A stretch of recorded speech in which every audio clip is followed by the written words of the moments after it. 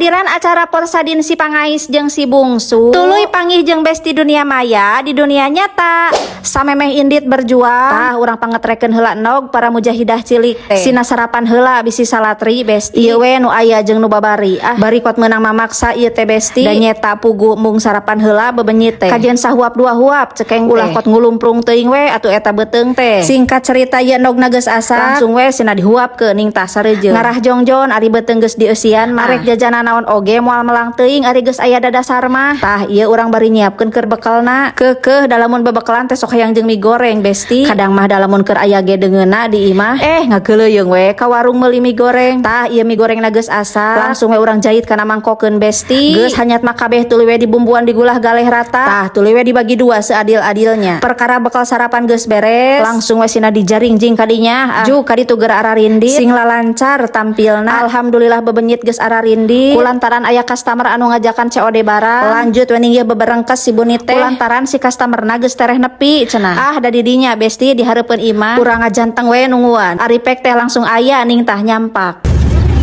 mereka mana ya siap teman dia kami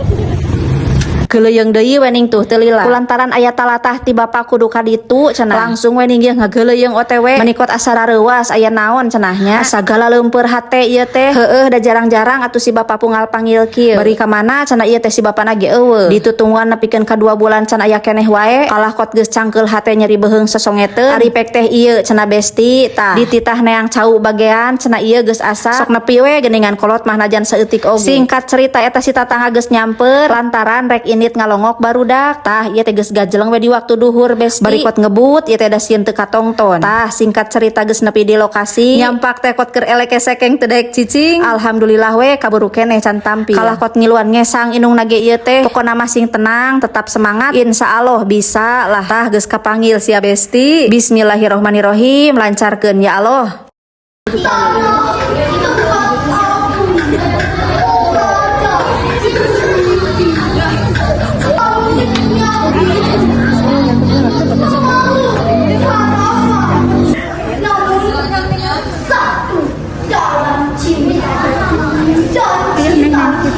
Singkat cerita alhamdulillah tampil geus beres lancar we sakitu mah.